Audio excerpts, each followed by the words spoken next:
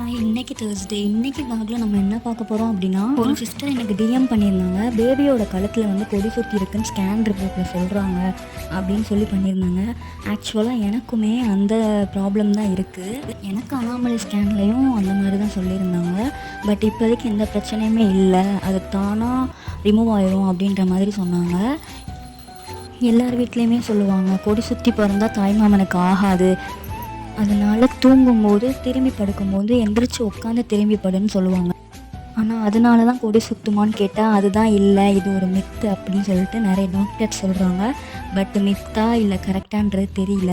நஞ்சுக்கொடியோட நீளம் வந்து நார்மலாக 50 சென்டிமீட்டர் இருக்குமா. பட் சம்டைம்ஸ் சில பேருக்கு வந்து அதை விட லென்த்தாக கூட இருக்கலாம் அப்படின்னு சொல்கிறாங்க. பாப்பா வந்துட்டு நம்மளோட ஸ்டொமக்கில் வந்து மூவ்மெண்ட் பண்ணிகிட்டே இருக்கனால அதனால கூட கொடி சுற்றும் அப்படின்ற மாதிரி சொல்கிறாங்க. சம்டைம்ஸ் கை காலில் கூட சுற்றிக்கலாம். அதே மாதிரி பனிக்கூட நீர்கள் அளவுமே அதிகமாக இருந்தால் கொடி சுற்றுறதுக்கு வாய்ப்பு இருக்குன்னு சொல்லியிருக்காங்க. இது ரிஸ்க் இல்லை. எப்போ வரைக்கும் ரிஸ்க் இல்லை அப்படின்னா ஒரு 6 மந்த் வரைக்கும் ரிஸ்க் இல்லை. பட் இது டெலிவரி வரையுமே கொடி சுற்றி தான் இருக்குது அப்படின்னு சொல்லி ஸ்கேனில் சொன்னாங்கன்னா நார்மல் டெலிவரிக்கு சான்சஸ் ரொம்ப கம்மி. ஏன்னா C-செக்ஷன் தான் பண்ணுவாங்க. எனக்கு வந்து க்ரோத் ஸ்கேனில் எப்படி இது வந்து மாறி இருக்கா இல்லை அப்படியே தான் இருக்கான்றது க்ரோத் ஸ்கேனில் பார்த்தா தான் தெரியும். நெக்ஸ்ட்டு என்னோடய க்ரோத் ஸ்கேன் எடுத்துகிட்டு உங்களுக்கு இதை நான் அப்டேட் பண்ணுறேன். ஸோ அப்படி தூங்குறனால தான் கொடி சுற்றிக்குமா அப்படின்னு கேட்டால் இல்லை. இருந்தாலும் இதை நம்ம வீட்டில் சொன்னோன்னா உனக்கு என்ன தெரியும், நாங்கள் சொல்கிறதா பண்ணுன்னு சொல்லுவாங்க. ஆனால் பெரியவங்க ஒரு ரீசன் இல்லாமல் இதை சொல்ல மாட்டாங்க.